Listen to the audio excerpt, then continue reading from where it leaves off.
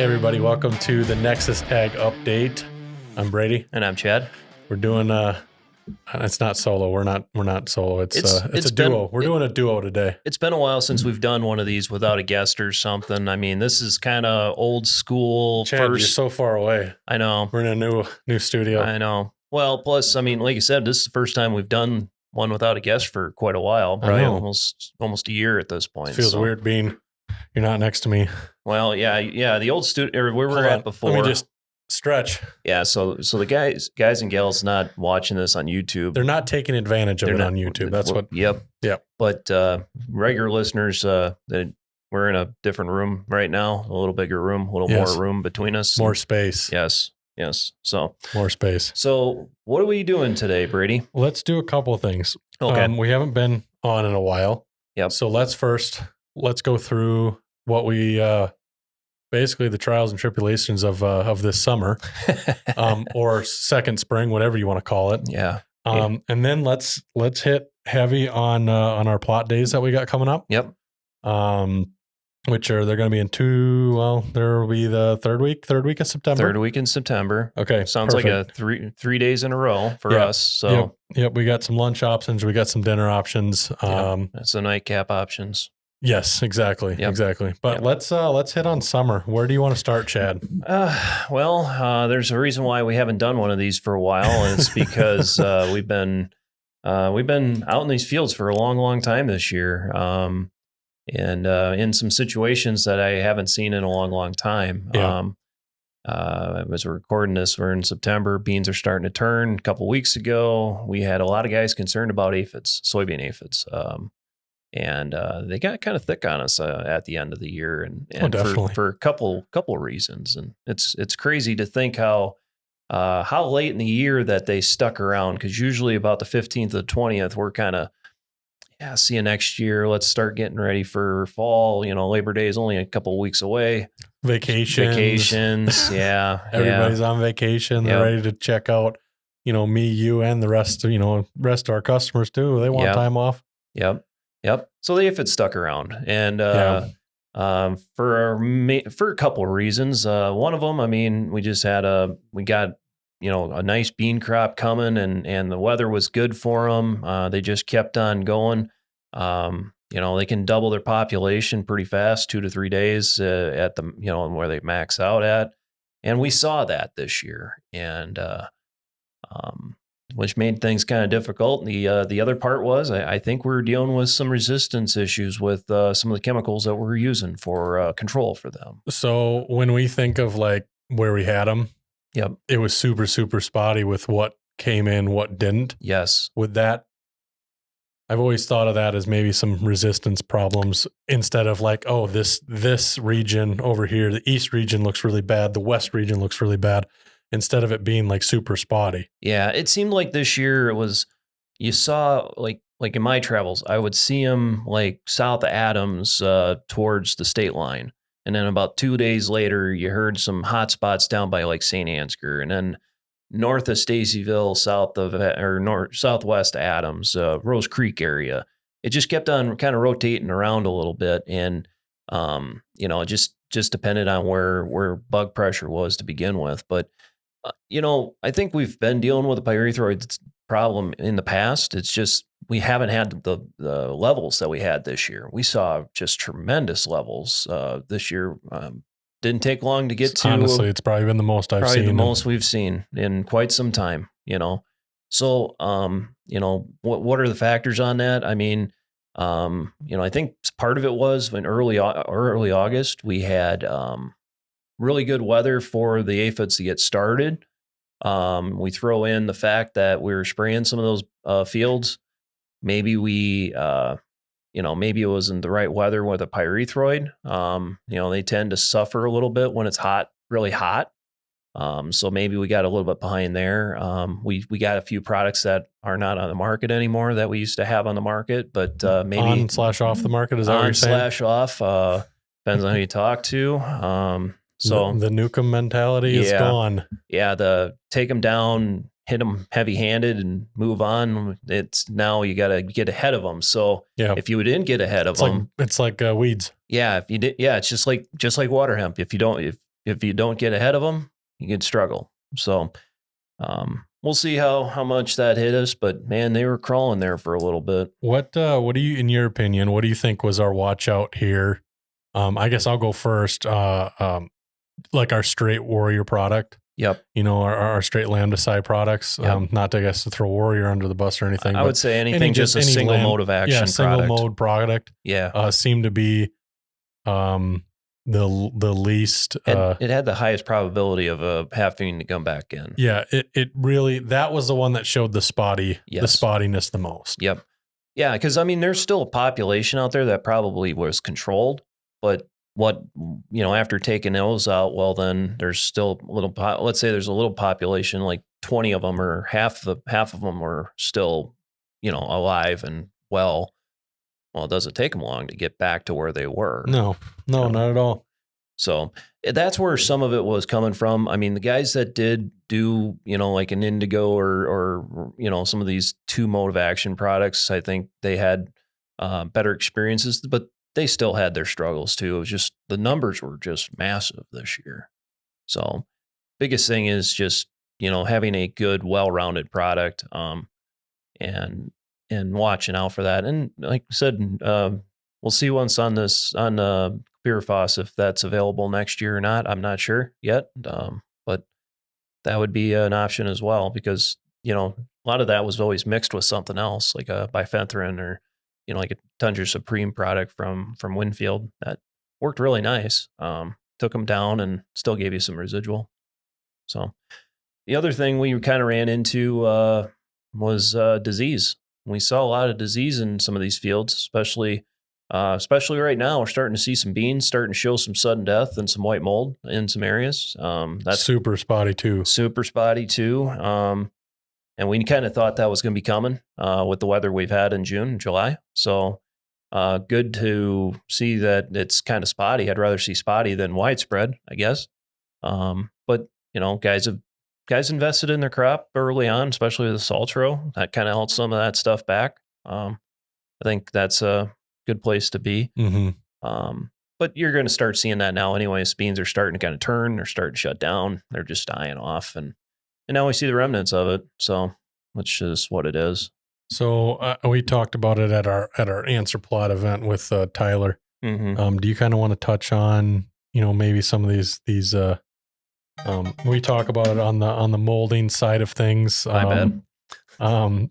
And was it, you know, the black the sooty mold all over the combines, the green stems. You want to just kind of touch on that? Well, that's on the aphid side. That was on the aphid side. Okay, well then go back. So we got to go back to the aphids. Go back to the aphids. Talk about that, because that's always a big topic, is the green stems and the black sooty mold. Yeah, so the reason why we're still wanting to try to do something here until just recently was these plants are still growing. They're still putting some pounds in the pods. But the other part is as these plants continue to have that pressure from the aphids, you'll get like that honeydew. That was like this, what it looks like when it's really severe. So that is a food source for this sooty mold. It's that black powdery mildew that we see on the combines at the fall. You know, when guys complain about dust flying or something, well, some of that is dust, but some of it's also that black mold. Mm-hmm. And you know, gets across on harvest equipment and tractors and you know, I've done it where you kind of climb off a tractor and all of a sudden your hands are just sturdy as all get out, and it's like, what the heck happened here? But yeah, it causes some of that. And the other part is, since it does kind of die off a little weird, the stems don't, you know, they're actually full of sugar because the plants are kind of shutting down, the leaves are kind of shutting down. So then that causes the stems to be a little greener. So that's part of why, you know, treating them was probably the right way to go. So if you didn't treat for bugs, that could be a possible situation. Could be a possible situation. It just depends on what happens from now on. You know, if we get everything kind of dies off and we get a little bit of frost, that would probably help things out a lot. But there could be some variable fields out there where all of a sudden you got a really dead spot or a really green spot out there. And, you know, we all hate those when we're dealing with, you know, 13, 14% beans and still got stems that are pretty wet. So Well, I want to mention something here. I don't know why it came to my head, but the whole conversation about corn getting down to moisture. Yep. We're not going to do that this year, right? I don't think we can. No, I don't think we can. You want to go into a little bit of why there? Well, we got a couple of reasons why. I mean, we had a fair amount of disease out there. I was just in some fields this morning, and there's a fair amount of northern corn leaf blight, a lot of rust, either common or southern. There's a little bit of both out there. It was a really good rust year for some reason. Surprisingly, no tar spot or very little tar spot. I don't know if you've seen that or not, but it's been really hard to find this year. Seen the little amount of it, yes. Next to really none. If you find it, you're looking for it hard. Yes, at least for our area. I know you get farther north and farther east, you're gonna find it a little bit easier. But our area, I just can't find it. Like we had the last 2 years ago. Yep, I found a little bit of Goss's wilt. Nothing crazy, but. Yes, but it was also in a field that had some hail. So, I mean, we had a little bit of that. The lesion was there. Yeah, the damage was there and allowed the lesion to kind of take a hold. So we're seeing a little bit of that. So that's going to cause some, ear distress or some distress on that plant. There's going to be plenty of stalk rot this year because of all the moisture we had early on. So that's going to cause some poorer stalks. So far, it feels like the rinds are pretty good, but I wouldn't want to be leaving it out there too much. Last thing's on the nitrogen side. And, with all that rainfall we've had here in 2024, I would have thought start of the year, it's like, I'm not going to need to worry about nitrogen issues with water. We did. And here we are. Look at all the rain we had in June and July, and even into May. It was crazy how much of that we had. So, that's going to cause some issues with standability, stalks, and just stalk integrity. So as soon as we can kind of get out there, I think we want to get out there. Don't leave this stuff out there until 18%, because you might be needing a head reel or something like that. Well, yeah, we talking with a couple guys here recently, and a couple guys that went out early had some light sand stuff, early day corn. Went out and looked, and it's black layered, and he goes, I'm going to try it. I don't care what it's going to come out to. Got stuff to work in. I'm going to go try it. Yeah. I was in some stuff today, and it was at least a half milk line. And this was planted.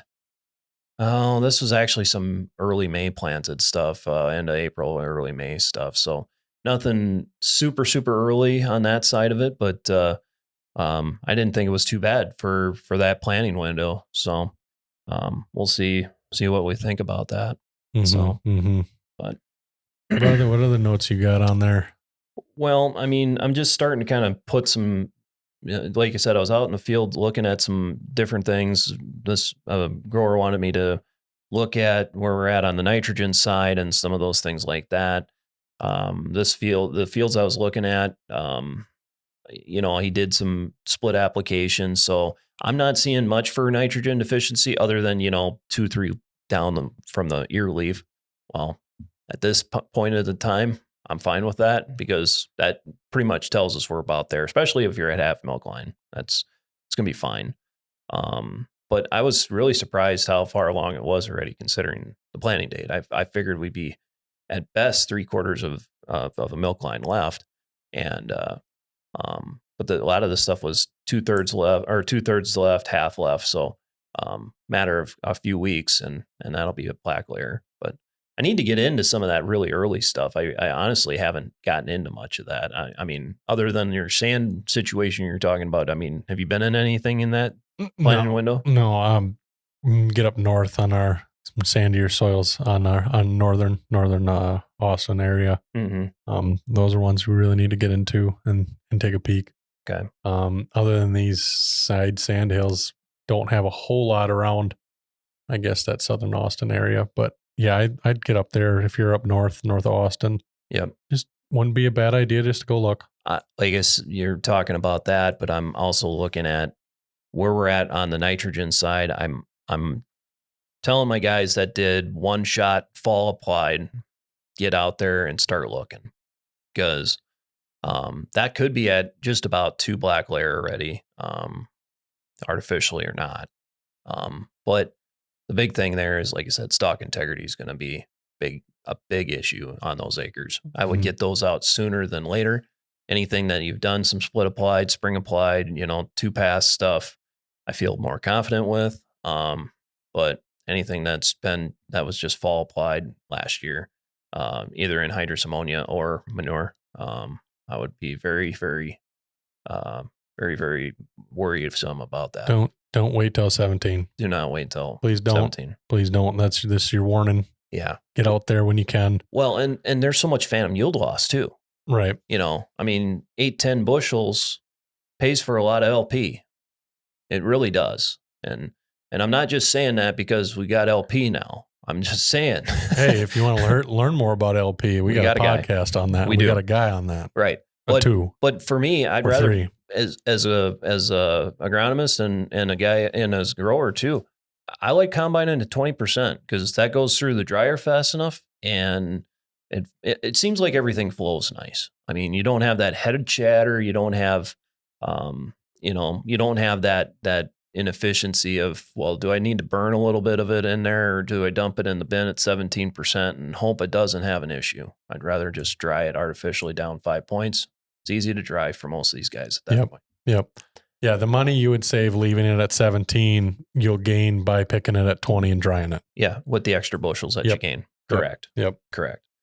So yeah, those are kind of the concerns I got, and what I've seen here the past 2 weeks, 3 weeks. If you do need dryer gas or you do need your fuel needs, reach out to your local Nexus energy rep or anybody on Nexus. They'll get you in contact with them. Yep.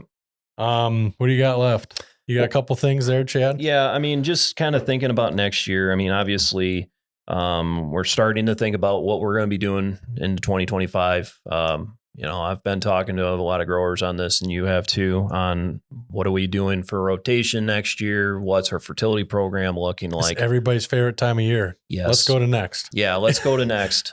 Little later than the last couple years. That's true. I'm thinking about this the other day. It's like, the last 3 years, we've had to have like most of the 32 and the ammonia for fall was probably priced off. It was priced already. We're cut off already by now, and it's $80, $90 to $100 a ton higher. Yeah, and it's not happening at all right now. So. Yeah, which is, good, good or bad depending on how you look at it. But I think it's a good thing for the growers. That way, at least we got some time to think about it. Plus, we've had such an extended year. It's good for them to have a little decompression before we start hammering them too bad. Exactly. But we've been having some good conversations on it. Guys are looking at, try to be a little bit more efficient with their nitrogen. They saw what happened last year. I've even got some guys that have been doing fall ammonia that are like, okay, well, we got to do something a little different. And how do we do that? And, some ways we can do that is obviously we can add some 32 when they're doing their chemical program. We have we had a new service out of Stacyville that we haven't had before with the Y-drop capability. Yep. That's been a good conversation with a few guys because it's like, oh, you can do it that way? Well, that isn't too bad. And, so it's especially on a year like this where we've had these timely rains, it's been wet in the mornings. Yes. That Y-drop's perfect for that. Oh, God. That situation. Yes. Well, and it allows us to kind of stretch out our dollars and make it be a little more durable at the end of the day. So yeah, I think it's a wonderful thing. And don't forget about the urea too. I mean, we've had that for years, but sometimes like 2023 was probably not the best year for it. We can just say that because we didn't get any rain. Now this year, I think it worked pretty good. So I get back to a normal year, but like I said, the nitrogen conversation's been a big hot topic. Dry fertilizer has been a hot topic too, because some stuff didn't go down as much as we would all like. Potash did go down a little bit, but phos really didn't move that much. And actually it's a little higher than it was a year ago at this time. Can't really do much about that one. It's just a supply situation right now on that. But that's making some guys think about how we want to do this. Are we doing more 1 year spreads or 2 year spreads? I've I've always leaned to 1 year. I know you've always been a little bit more 2 years, but you've had some 1 year guys too. Correct. Yep. So that kind of plays into how we want to approach this year. Maybe if you go switch to a 1 year or something, we can help work something out for down the road, but save ourselves a little bit of money this year, but still going to have to spend it next year. Right. And the other thing I'd just like to point out there is when you are getting some of these prices down for your phosphates, you got to know which one you're getting. Be cautious of which one it is. I mean, there's a huge difference in price between the three, which are MAP, DAP, and TSP, triple superphosphate. Yes. So there's definitely a huge price difference, and some of them even range more than $100 a ton. Yeah, I've had that conversation with a handful of guys that have gotten a price from a couple different sources, and it's like, well, so and so's at this price, and it's like it's well cheaper it's way off cheaper than anywhere else. But you go figure it out on a per unit of phosphorus, and it's 3-4 cents higher, right? They're not. The number is not that big. You know, it seems like it is, but when you figure it out on a per unit basis of phosphorus, it's not that much. Well, we've been so used to one source here for the last I don't know how many years, right? Just being aware of that and being aware of what we're getting ourselves into, and making sure our rates are correct for what we've been traditionally using. Yeah, and I don't want to put too much water on those flames at that point, but I mean some of those products are more higher quality products than others too. Correct. So you got to really watch out what you're pricing at that point too. Yep. It's not a bad idea to ask more questions about the phosphate source that you are getting. Yes. Yep. So, so that plays into it. And then the sulfur thing plays into it as well. A lot of guys have been traditionally been a little bit more elemental. Maybe we need to have a little discussion on using AMS or ATS, added or ATS with the liquid or something like that. Or, maybe gypsum in the fall, and that would be a little more available. I'm not so sure on the AMS in the fall. I'm just not a big fan of that because you get a wet fall and all of a sudden you could have that leach out too. That leaches just like nitrate leaches. So we got to be very careful on how much we do there but you can see some of these cornfields, they're not just nitrogen deficient, but they're also a little sulfur deficient. They just got a paleness to them. And that's usually a good sign that sulfur may be a little lacking. So, and we saw, I think, a little bit of that last year where the fall applied elemental just didn't break down as fast as it should have. It was just so dry. So, we just got to think about this thing a little bit more than we have in the past. So. Yeah. This was the year that you're going to find your little flaws that you probably weren't seeing the last couple of years, just with it being so dry. Well, and it switched on a dime on us too. Oh yeah, no swing right into it, just boom, boom, done. Yeah. Well, I mean, we put a lot of plans together last fall. The winter of 23 into 24. What were we talking about, Brady? We were assuming a good corn price. Yep. Dry weather. Yep. Help me out. Well, we're wondering if we're going to have enough subsoil to get the corn out of the ground. Yeah. I mean, honestly, that's where we were at the start of this thing in February. There's no snow on the ground. Heck, at that point, they were starting to put in hydro tanks together, and I think the first tank maybe left a Nexus yard like the 20th of February. And that was just because we wanted to do something. Let's go do something. Well, and guys were willing to go out there. I mean, I know the temps were there. And the temps were there. Yep. And I've talked to a few of the guys that did it at that point. And it's like, God, it worked as beautiful. This was awesome. I've never seen it work that way. And of course, then I hope we don't overcorrect at that point, because I think some of those guys in this fall, there's like, well, look at the weather they had this spring. Maybe we need to look into spring applied. And it's like, well, yeah, but we can't plan on that weather. It's a 1 in a 20 It's a year. one-off. Yeah. It's a one-off. So we'll see. I mean, we'll see how this goes. And maybe we get back to our normal thing with the nitrogen too, but I still want to have a plan going. See, you'll plan for that, and that's the year you'll get the really wet, 2013 kind of spring where you can't get it done. You can't get it done, and good luck for trying. Yeah. So that's kind of what I kind of have for kind of a recap of the late 2024 season, thinking about 25, but I'm not going to do any 25 outlook because I don't want to have to eat my own words. It's like, yeah, well, I watched a YouTube thing of you and you said this, and no, Chad said that this was going to be here. The prices were going to be there. Yeah, where's that at? I get in enough trouble on stuff like that. I don't want to get in too much of that. So this is not on a recorded line, Chad. Exactly. Chad. Word of mouth. Word of mouth. Let's jump into these plots, Chad. Yes. Plot season is here. So we're doing a little bit later than normal. Yes. Kind of just worked out with scheduling, different retreats that we got going on. We wanted to kind of get away from farm progress. The farm progress is another one. Yep. And it always seems like every year we're fighting somebody else's plot day as well, or customer appreciation. Yep. So ours is going to be the week of September 16th. Yes. We have 3 separate days and 4 plots. Yep. So we're going to kick it off strong with Monday, September 16th, our Rudd plot. Yep. From 3 p.m. to 5 p.m. We're kind of doing a burgers and brats, late lunch, early dinner kind of a thing. Yep. We're going to have some of our reps out there, and this will go for all of ours. We're going to have reps out there. We'll have some prizes and stuff like that. Yep. Our next one will be at FourWay. Yep. That's up by Adams area. Yep. The Adams area. Just off of 56, between Adams, north of Stacyville, Johnsburg.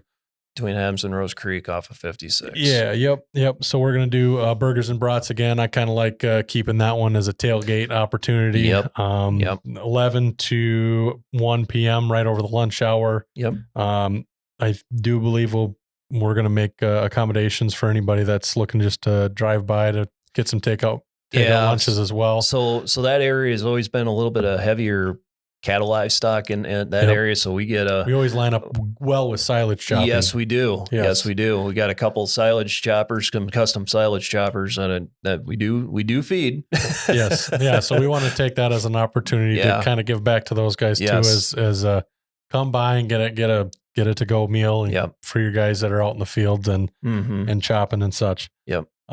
Next, we're going to do our dinners here. So that same day, Tuesday, September 17th, from 5 to 7 p.m. down in Meltonville, which is just north of Carpenter on the Blacktop. Yep. That's been there for quite a few years now. Yep. And it's always fun when we get to put the thing on the road and head to Meltonville. We got a convoy coming from that Adams plot to that Meltonville plot. We've always done that, and it's worked out really well because everybody's already we're already tired. Everybody's juiced up at the FourWay plot. They're like, 1 p.m. gets here too quickly, and then we need to continue on down to Meltonville. Well, the amount of times that we get done with the plot and it's like, okay, we got to tear down now because we need to get there. Yep. I mean, it's crazy how fast we can tear down and go from there. So it's a new time. Usually we start at 4:00. Some feedback from customers, feedback on our own end.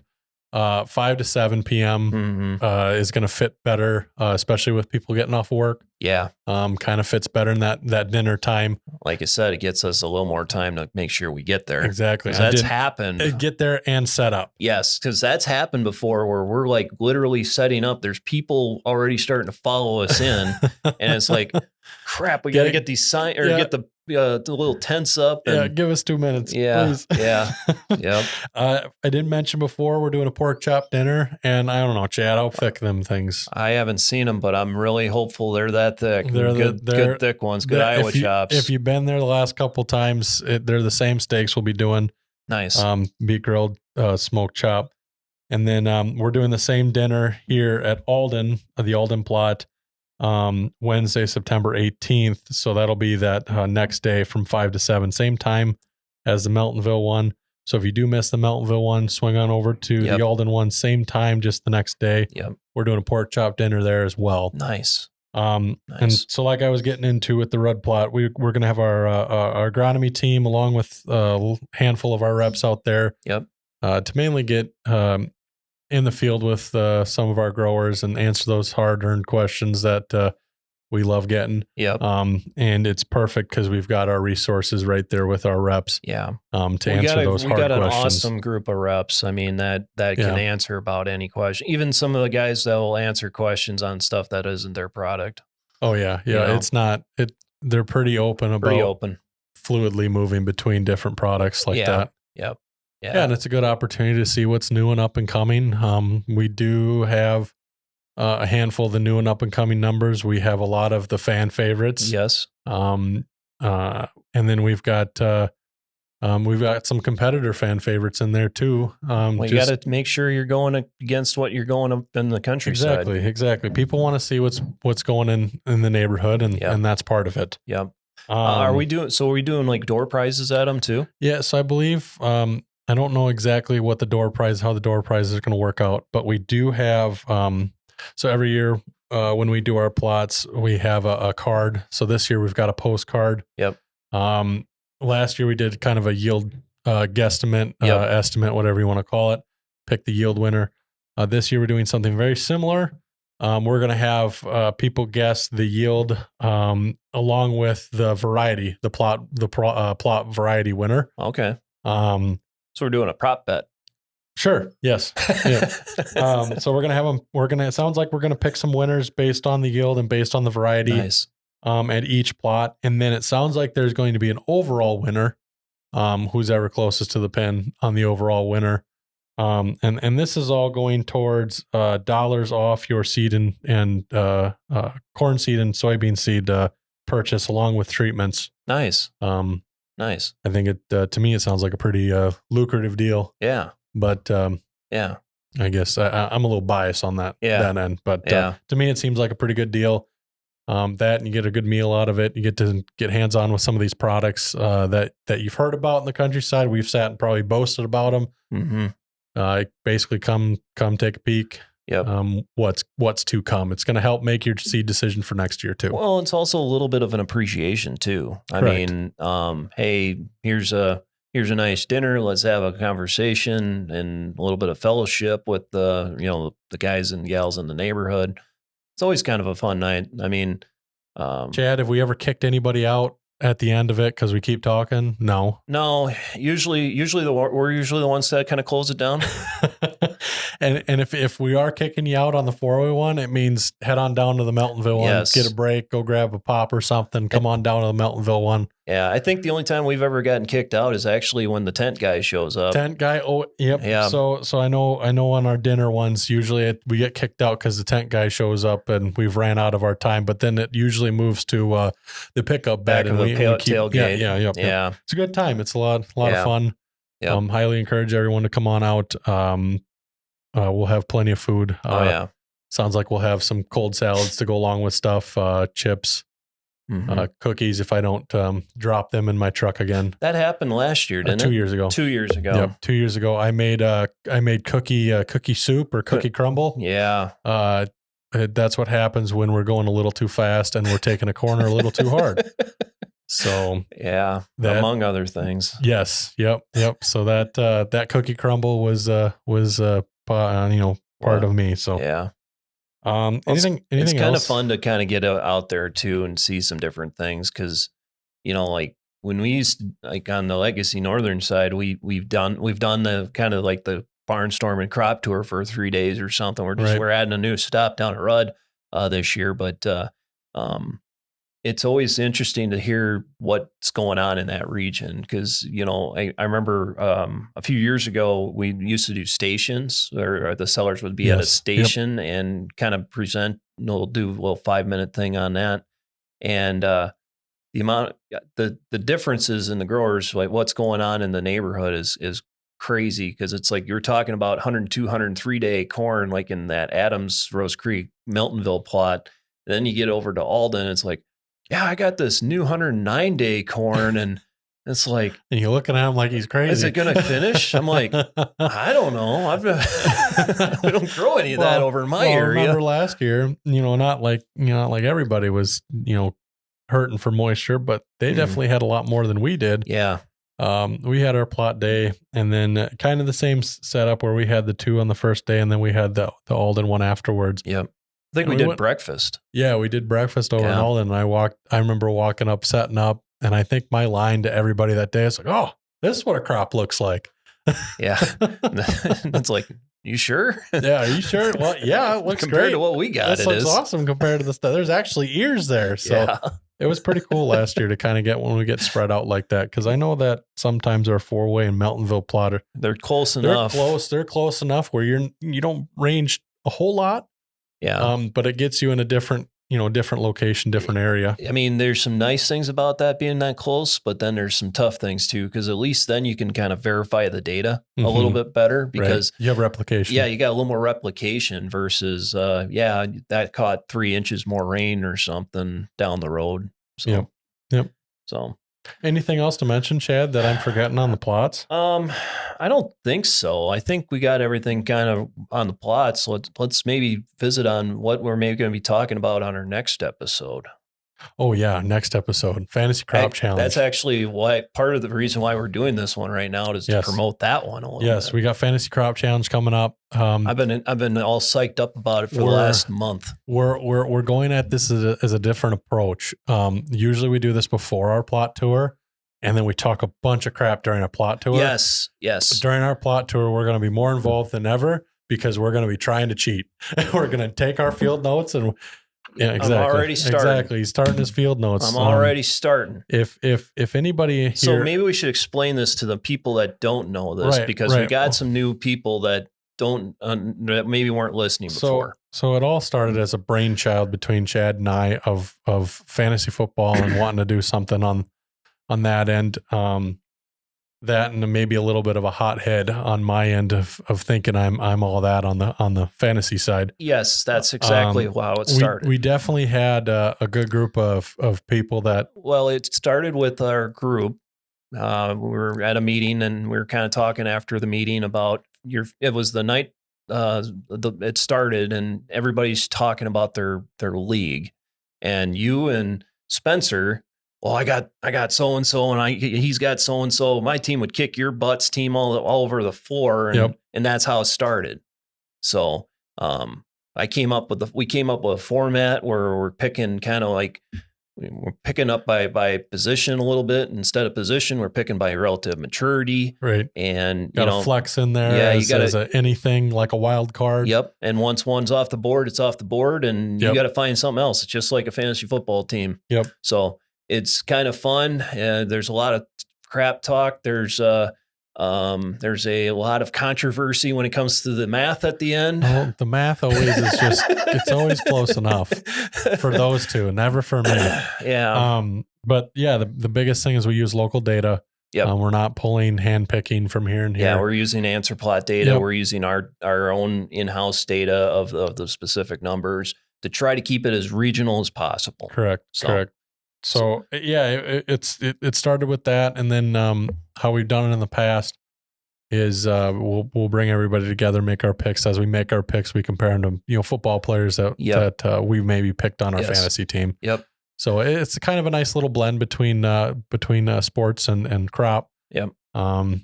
Something I really get excited about. Oh yeah. And we get our color commentators in here, and our color commentators actually get more of a kick out of it than probably us. We usually grab Andy Dickus from the Winfield side because he's next to I'm not even sure what it is when it comes to variety picking, except he was wrong on O3H. Yes. He was wrong on that. He was wrong on that. Hear that, Andy? You were wrong on O3H. Just thought I'd throw that out on him. Yep. Yeah. Just 1 year. Just 1 year. So that's all we need. Yep. So no, that'll be coming up. Is our next podcast episode will be this Fantasy Crop Challenge. Really looking forward to it. Thinking we're going to have a good one. Yes. Coming up on that one. Yep. Especially you'll get to see our expressions and how much we actually mime at each other while we're actually on here, and how mad we get when people pick. So yes, it'll be a good time. Just like your fantasy football thing in your own house with your buddies. Exactly. It's a little good back and forth. Yep. But look for that to come. This will be coming out here shortly. Yep. You'll be listening to it now, obviously. So yeah, just a reminder, Rudd, Monday, September 16th, 3 to 5 p.m. FourWay Plot just outside of Adams, Tuesday, September 16th, 11 a.m. to 1 p.m. Meltonville, Tuesday, 17th, 5 p.m. to 7 p.m. And then Alden, Wednesday, the 18th of September, 5 p.m. to 7 p.m. Anything else, Chad? That's it. I think we just got an outro, and that should be it. Good. You guys didn't catch it last time. I forgot it, so I had to add it in, and I'm not going to forget it this time. As y'all maybe be looking at home, that is 2 cell phone rings, and I'll hit you with our outro. Catch us on our Facebook at nexus.coop, Instagram, Nexus Co-op, X, Nexus Co-op, YouTube, Nexus Cooperative, and then pretty much you get anywhere you get your podcasts, Nexus Ag Update. Just look us up there. And YouTube. And YouTube, yep. Nexus.coop/podcast is our podcast listener if you don't have access to any of those. A great little player on there. Anything else, Chad? No, that should be it. Thank you, Chad. Thank you.